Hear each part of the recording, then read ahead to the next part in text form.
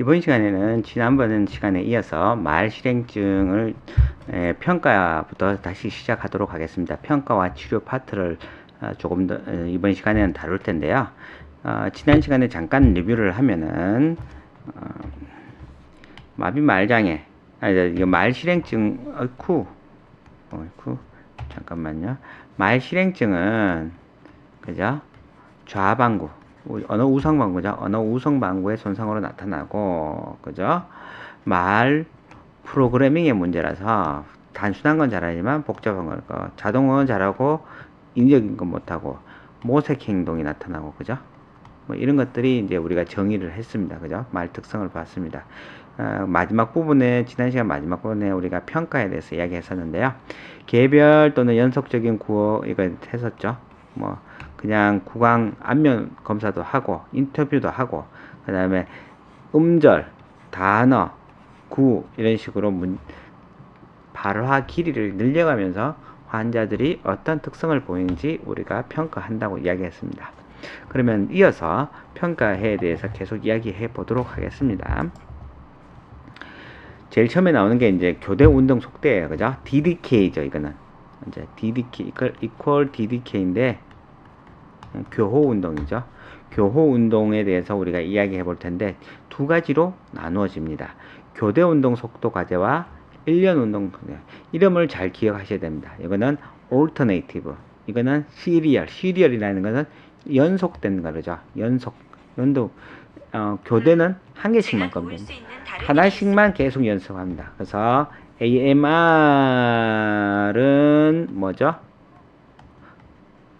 per 한 단어만 계속해서 1분 동안 가장 빨리 정확하고 가장 빠르게 해봐라. 이러면은 우리가 리듬, 그죠? 속도, 규칙성, 뭐 이런 것을 평가합니다. 퍼퍼퍼퍼퍼퍼퍼퍼퍼퍼.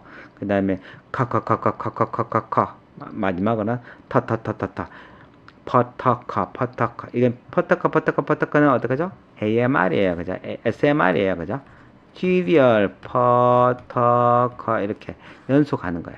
왜 세 개를 검사하냐면 퍼는 양수는 터는 경국의 커는 영국의 음이야. 퍼터커 이 프로그래밍을 확인해 볼 수 있고 조음점 위치마다의 말소리를 평가하니까 이 교호 운동을 평가합니다. 그래서 AMR과 SMR을 해서 얼마나 규칙적으로 빠르게 할 수 있는가를 보고, 그죠?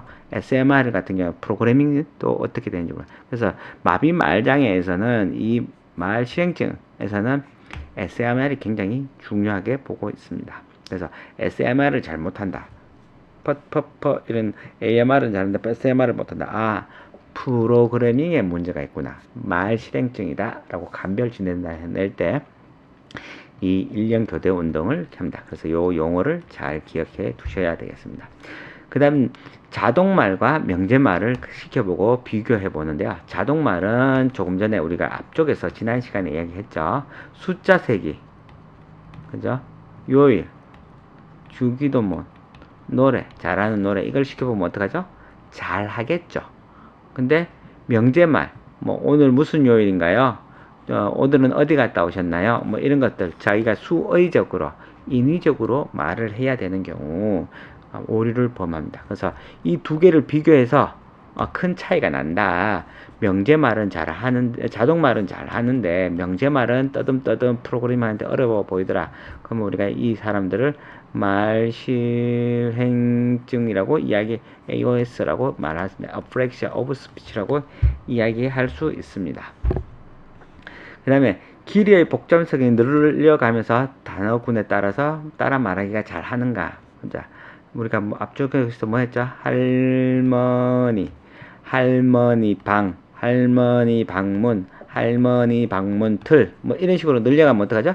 앞쪽은 잘 하는데 뒤쪽은 실패할 경우, 그죠? 길이와 복잡성이 늘어날수록 명료도가 떨어지더라. 오류율이 증가하더라. 이러면 말 실행증이라고 우리가 평가할 수 있습니다. 그 다음 모색 행동 그로핑이라고 했는데 어떻게 하죠? 프로그래밍이 오류가 나는 걸 잘 알아요. 말 실행증 환자들은 자기가 지금 말하는 게 틀릴 수도 있다는 걸 이미 알고 있는 거죠. 그러니까 입을 오물오물 교음점을 찾아갑니다. 말을 시작하기 전에. 그러니까 발화의 전에 입의 위치나 좋은 방법 등을 연습해보고 시작하는 그런 행동들을 보이기 때문에 말 실행증 환자를 우리가 첫눈에 구분해낼 수도 있습니다. 그런 행동을 하는 것을 우리는 모색 행동이라고 합니다. 그 다음에 쓰기 과제를 시켰을 때는 어떻게 되죠? 잘 하나요? 잘 못한다 그랬어요. 왜 그렇죠? 서브 보컬을 우리가 사용해요. 우리가 말을 할 때 제가 한번 쓰면서 해보겠습니다. 그냥 이렇게 쓰면서도 저는 목소리를 마음속으로 서브 보컬이다 소리를 내지 않고 이 성대 아래에서 제가 말을 하는 거 말을 할 때 쓸 때는 항상 우리가 서브 보컬로 이런 글을 쓸 때도 우리가 거기에다가 이제 말을 하면서 써요. 근데 말을 한다는 것은 우리가 말로 소리를 내진 않지만 서브 보컬 마음속으로 읽고 있지만 이때 어떡하죠? 모색 행동이 나타났든지 아니면 프로그래밍이 제대로 안 된다든지 뭐 이래서 어떡하죠? 말을 잘못해요. 그럼 쓰기 또한 헷갈린다는 거죠. 말로 나타나는 행동과 비슷하게 나타나요. 그래서 쓰기도 어려워하더라. 그래서 또 쓰기도 시켜봐야 되겠죠. 환자한테. 치료는 이제 단 하나의 원리를 우리가 많이 씁니다. 자동화라든가 자동화 요걸 하나 기억해 두시면 좋겠습니다. 앞쪽에서 우리가 평가할 때도 마찬가지입니다. 말 실행증 환자들이 어떻다 그랬죠? 예. 자동 발화는 잘 합니다. 그죠? 근데 인위적으로 하는 거 명제 발화죠? 명제 발화는 어떻게 한다 그랬죠? 프로그래밍이 필요해요. 그러다 보니까 오류를 많이 보입니다. 그래서 치료도 마찬가지예요. 말하고자 하는 거 자주 쓰는 거 하고 이런 것들에 대해서 자주 많은 연습을 시켜서 자동화 시켜 놓으면 어떡하죠? 프로그래밍 할 필요가 없죠. 그러면 발화에 있어서 명료도도 높아지고 의사소통도 기능도 향상될 겁니다. 그래서 환자가 말을 효율적이고 기능적으로 할 수 있도록 최대한 자연스럽게 할 수 있도록 도와주는 거야. 그러려면 많은 연습이 필요한데 이때 무턱대고 하는 게 아니라 어떡하죠? 기능적인 표현을 갖다가 자동화 시켜주는 게 제일 좋겠습니다. 실어증과 실행증을 함께 보일 경우 같이 보일 가능성이 굉장히 크다 그랬어요. 그죠? 감각 실어증으로 인하여 감각 실어증은 이제 뒤쪽이에요. 그죠? 웨스턴 베르니케 실어증에 가까워요. 그죠? 인하여 지시사항을 이해 못하거나 표현 실현증이 너무 심한 경우 실어증 치료를 우선시 해야 한다라고 하고 있습니다. 즉 실행증과 실어증이 같이 있어요. 실어증은 뭐죠? 랭귀지에 문제가 있는 거죠. 그죠? 그 다음에 실행증은 랭귀지는 오케이. 근데 이것을 프로그래밍 하는데 문제가 있어요. 그럼 뭘 먼저 치료해야 될까요? 감각 실어증이든 아니면 표현 실현증이든 실어증과 함께 실어증이 같이 나타나면 실행증을 먼저 치료하는 게 아니라 랭귀지부터 치료합니다. 왜? 랭귀지가 정상적이야 말 실행증이 나타나겠죠. 말 실행증 거기서 이제 랭귀지가 정상적으로 돌아갈 때 말 실행증을 수정할 수 있는 거지. 랭귀지도 제대로 안 되는데 말 실행증을 고친다는 게 말이 안 되죠. 그래서 두 개가 같이 나타났다. 뭐부터 치료할까요? 실어증부터 치료합니다. 랭귀지를 바로 잡은 다음에 그 다음 말 실행증을 치료하는 거죠. 다른 걸로 또 다른 예로는 실행증과 마비 말장애가 같이 나타났어요. 어떻게 할 거냐? 말 실행증을 먼저 치료할 거냐? 마비 말장애를 먼저 치료할 거냐? 여기서도 마찬가지입니다. 좋은 귀에 문제가 있는 좋은 것들을 먼저 치료하고 나서 말 실행증을 치료해야 됩니다. 즉 좋은 귀를 치료한다고 한다는 마비 말장애를 치료할 때는 근육 강화 훈련이라든지 그죠? 좋은 귀 훈련을 뭐 이완형이 경직형이면 근육에 힘을 빼는 걸 훈련시키고 너무 힘이 없은 이완형일 경우는 어떡하죠? 힘을 주는 훈련을 시켜서 조음기를 제대로 움직이게 한 다음에 프로그래밍이 가능하도록 만드는 게 중요하다. 그래서 실행증과 어떤 게 실어증과 마비말장애가 나타날 때 어떻게 할 거냐? 그러면 실어증을 먼저 치료하고 그 다음에 마비말장애를 먼저 치료하고 나서 나머지에 마지막에 말 실행증을 치료한다. 우선순위를 물어보면 이렇게 해야 됩니다. 치료 방법은 이제 보면은 자극 요소별로 우리가 이야기를 나눌 수 있습니다. 말 자극 요소를 보면은 길이를 어떻게 할 거냐. 자극의 길이가 음소, 단음절, 다음절 순으로 치료한다 그랬어요. 앞쪽에서 벌써 이야기를 했어요. 그죠? 왜냐하면 프로그래밍이 점점 어려워집니다. 음소일 때는 어떻게 하죠? 한 번만 내면 돼요. 그죠? 근데 음절, 단음절이죠. 단음절. 음절 하나. 그 다음에 이걸 다음절, 그리고 여러 단어 연계, 문장까지 가게 되겠죠. 그래서 길이가 길어진다는 것은 프로그래밍 해야 될 것이 많아지고, 프로그래밍이 많이 하면은 말 실행증이 발생할 확률이 커지고, 자동화를 위해서도 많은 시간이 필요할 거다. 그죠? 그러니까 그걸 기억해 주죠. 그 다음 의미성입니다. 의미가 있는 단어. 단어인가 비단어인가? 어떤 게 쉽죠? 단어가 쉽습니다. 그죠? 단어가 말하기 더 쉬워요. 그러니까 단어가 알고 있는 것은 자동적으로 나올 가능성도 커요. 근데 비단어는 어떡하죠? 음소별로 어려서 그것을 프로그래밍을 따로 해야 돼요. 내가 이미 알고 있는 게 아니에요. 자동화되어 있지 않습니다. 그러면 내가 이걸 자동화 시킬 때까지는 오류를 범하겠죠. 그래서 의미성이 있는 단어가 좀 더 쉽다. 그 다음에 복잡성인데요. 음절 내 또는 음절 간, 음소 조업과 협응이 난이도가 높을수록 더 어렵다. 지금 우리가 퍼터커와 퍼퍼퍼, 그러니까 SMR과 AMR을 예를 들었었는데 앞에 퍼퍼퍼퍼퍼 같은 조음을 계속 말하게 하는 거. 그러면은 조음 프로그래밍을 한 번만 하고도 계속 쓸 수가 있어요. 그러면 어떻게 되죠? 오류를 범하지 않죠. 한 번만 제대로 하면 계속 프로그래밍이 필요 없어지죠. 퍼 하나만 하면. 근데 복잡성이 증가하는 SMR을 한번 보죠. 퍼, 더, 커, 버터, 커, 버터, 커, 버터 가면 어떡하죠? 조음기를 움직여야 됩니다. 그래서 내가 프로그래밍에 양수음, 경국음, 영국음, 여기서 갑자기 또 양수음, 경국음, 이런 순으로 순서에 맞게 프로그래밍하고 거기에 맞춰서 혀와 입술과 이런 것들이 움직여줘야 되는데, 이러한 복잡성이 증가하면 마비 말장의 특성을 보인다고요. 오류를 보이기 시작해요. 그래서 복잡성이 쉬운 것부터 어려운 걸로, 그죠? 복잡성이 낮다 이러면 AMR을 생각하시면 되는데 잘 할 수 있고, 복잡성이 증가했다 SMR 생각하시면 되는데 이거는 어렵더라는 거죠. 그 다음은 가시성입니다. 눈에 보이는 거예요. 눈에 보이는 눈동작을 보면, 그래서 양수음이 쉽겠죠. 그 다음에 뭐죠? 파찰음이 좀 더 쉬워요. 제일 어려운 건 마찰음 이런 거죠. 성문음 뭐 이런 것들이 어렵다. 왜 어렵죠? 눈에 안 보이니까. 눈에 보이면 시각적 자극, 다양한 자극을 줬을 때 이제 표현하는 게 좀 더 쉬워질 텐데 그렇지가 않다는 거죠. 그래서 가시성 있는 단어는 쉬워요. 양수는 맘마, 바빠, 밥, 뭐 이런 것들은 쉬운데 안 보이니까 사탕, 뭐 이런 것들은 안 보여요. 눈에 잘 안 보이니까 어떻게 따라 말하기도 힘들어져요. 그래서 가시성이 뛰어난 것들이 쉬운 거, 가시성이 떨어지는 것들이 어려운 단어, 프로그래밍을 하는데 어렵다라고 생각하시면 될 것 같습니다. 그 다음은 자동성인데요. 자가가 어느 정도 자동적인 특색을 갖고 있으면 쉽습니다. 왜? 프로그래밍 할 필요가 없으니까. 근데 자동적이지 않은 거, 명제발화라고 하죠. 우리가 어떤 것을 물었을 때 내가 의도적으로 말을 해야 될 때, 이때는 굉장히 어려울 수가 있습니다. 그 다음에 양식인데요. 자극 제시하는 단양식 또는 다중양식인데, 단양식은 하나만 줘요.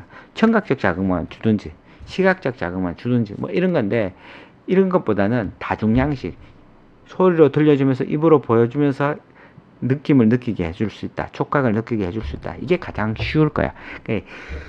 정보, 클루, 단서 이런 것들이 늘어나면 늘어날수록 우리가 프로그래밍에 도움이 되니까 좀 더 쉽게 이야기할 수 있습니다.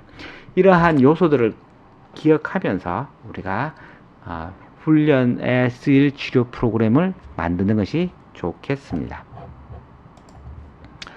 치료를 보면 심도 말실행증, 엄청 심한 환자예요. 그냥 간단한 게 아니에요. 아주 심한 말실행증 환자의 경우 무의미 음소나 음전말 말하거나, 더 심한 경우 음성 내기조차도 힘들다라고 합니다. 그래서 음성 실행증, 소리를 못 만드는 거야. 성대가 움직이죠. 의도적으로 말을 하려고 하면 성대가 멈춰 있는 경우, 이런 거 있죠. 항무증 뭐 이런 게 보여지는 거죠. 동반시 자발적인 음성 내기조차 어렵다. 그때는 연습을 뭘 하죠? 가글링을 한번 시켜보는 거죠. 가글링은 자동적이잖아요. 화장실에서 칫솔질 할 때 입에 물을 머금고 하는 거 있죠. 그러면은 일단 소리가 난다는 것 자체가 우리가 가글링이 성대를 어떻게 하죠? 부딪혔다 이랬다 하는 거죠. 뭐 이런 식으로 연습을 시키는 게 좋은데, 뭐 이런 성대조차도 안 움직일 수 있다. 심한 사람들. 구강실행증, 입도 제대로 안 움직이고 실어증과 동반될 수도 있고, 사지실행증. 왜 심한 말년에는 좌뇌만 다치는 게 우뇌도 다칠 수 있잖아요. 그죠? 아니면 양측 손상. 그래서 사지, 팔다리가 잘 못 움직이는 신체 마비를 가는 굉장히 심한 뇌졸중이나 외상성 뇌손상을 입은 경우를 말합니다. 그래서 심도말실행증을 유발할 수 있는 경우를 말하는데, 이때는 모음을 사용하지만 이름절 단어나 비단어를 활용해야 된다고 합니다. 단음절로 자극을 늘려가는 거죠. 음수 하나에서 단음절, 이름절, 단음절, 다음절 이렇게 늘려갑니다. 어디 시작 포인트가 어디죠? 잘 보십시오. 단음절입니다. 심도는 단음절부터 시작합니다. 그러니까 따라 단어가 아니어도 된다는 거죠. 시각적으로 관찰이 가능한 거 제일 쉬운 거예요. 그죠? 시각적으로 보면 양수음이죠. 양수음, 파파 뭐 이런 거죠. 자동말 자극을 초기 치료기 위해서는 자동말 뭐죠? 주기도문, 숫자, 노래 이런 것을 사용해서 자동적으로 조금 말을 산출할 수 있도록 도와주는 것이 첫 번째 목표가 되어야 되겠습니다. 이런 환자들은 이제 이런 것조차도 힘들 수가 있어요. 그죠? 말을 가리키는 것도 어렵고, 그죠? 말 산출하는 것에 있어서 굉장히 심하기 때문에 치료의 효과가 미미할 수도 있습니다. 그럴 경우에는 보완대체 의사소통을 사용합니다. 그 중에는 뭐 의사소통 판 위에 있죠.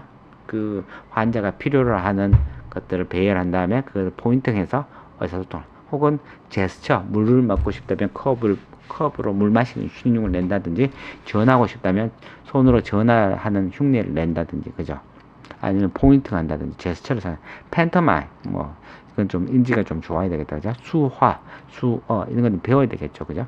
이런 것을 사용해서 말 대신 사용할 가능성도 있다라는 거. 이게 심도 말실행증에 관한 이야기였고요.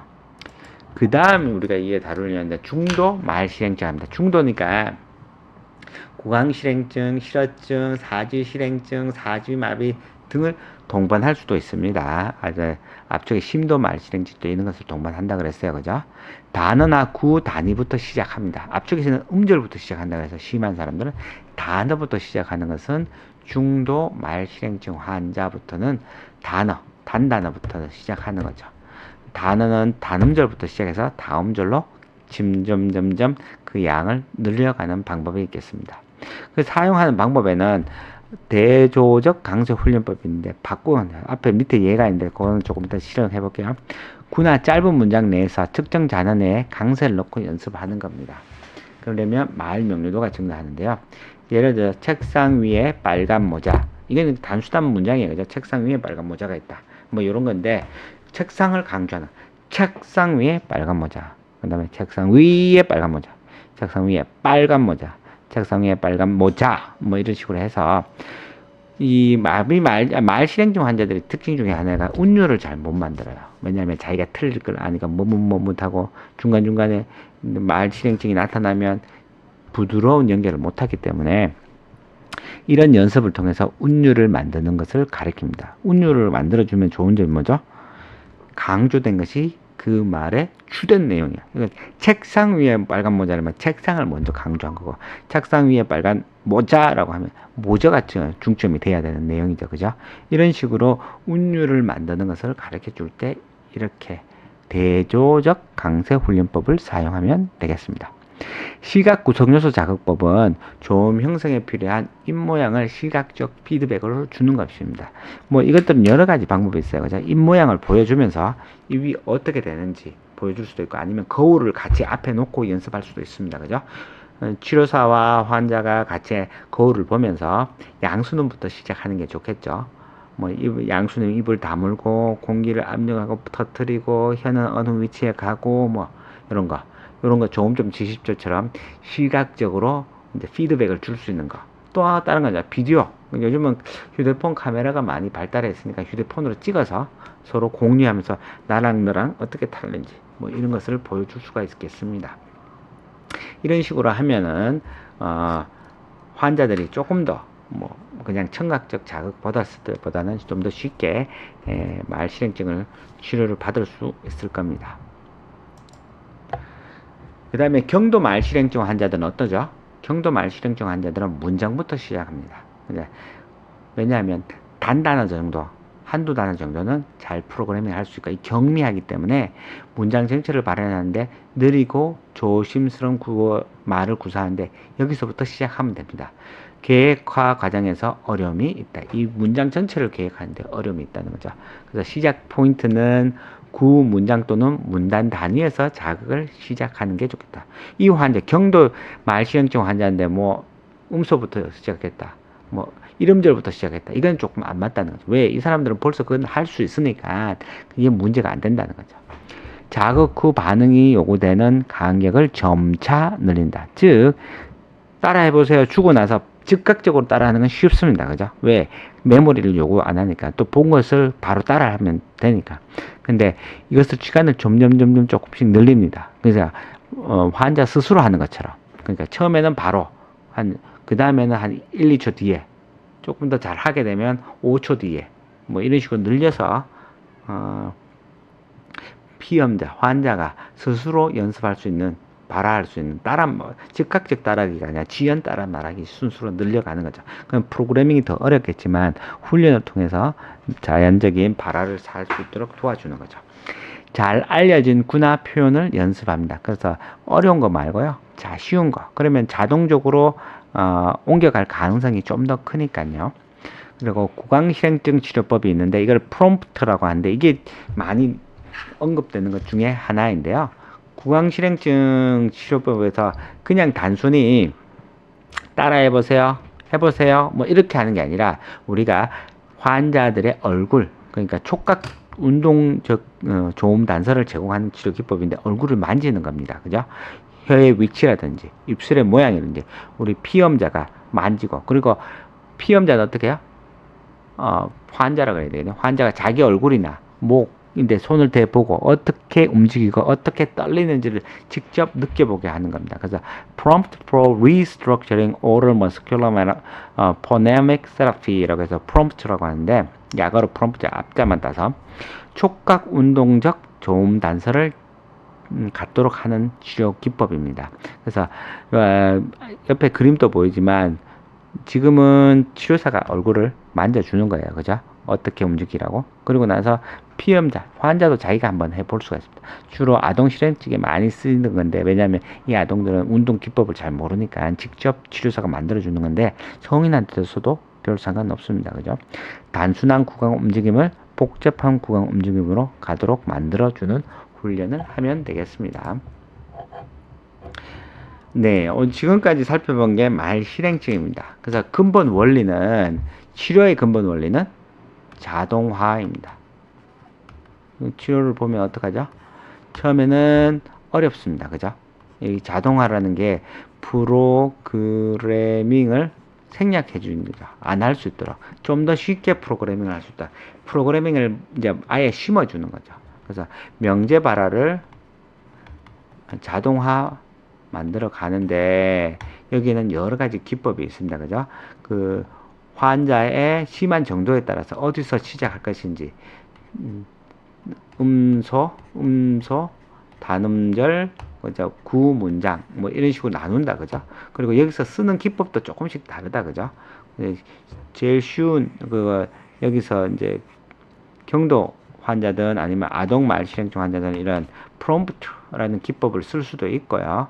그 다음에 대조강세, 그 다음에 시각적 자극, 그 다음에 짧은 걸 따라 말하게 하는 거, 음소부터 시작해서 운동, 그죠? 운동학습, 모터 러닝에 기초해서 치료 기법을 만들어서 치료하는 방법이 있겠습니다.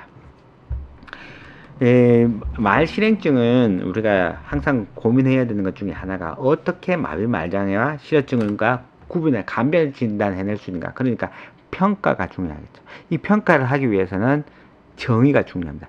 이 말 실행증의 정의는 무엇인가? 그죠? 프로그래밍의 문제다. 근육의 약화나 뭐 마비에서 의한 것도 아니고 랭귀지의 문제도 아니에요. 그죠? 이것을 프로그래밍해서 말 산출하려고 할 때 프로그래밍에서 문제가 있다. 그래서 위치가 뭐 어느 우성망고다. 그 다음에 평가할 때는 뭘 쓴다고 했죠? DDK. 그죠? 뭐 이런 것들. 그 다음에 모색 행동이 있나 없나. 자동 발화를 잘 하냐 못하냐. 뭐 이런 것들을 통해서 평가하고 나면 치료는 어떻게 한다고요? 단순한 것부터 해서 어려운 곳으로 가는데 그 수준에 맞게 환자의 수준에 맞게 거기서부터 시작하는데 최종 목표는 뭐죠? 자동화시켜서 뭐죠? 프로그래밍을 안 할 수 있도록 프로그래밍을 쉽게 할 수 있도록 만들어주는 게 치료 기본 기법이라고 할 수 있습니다. 오늘은 여기까지 하고요. 다음 시간에는 기타 말장애를 하고 계속해서 신경 언어 장애 공부를 이어가도록 하겠습니다. 네, 수고하셨습니다. 감사합니다.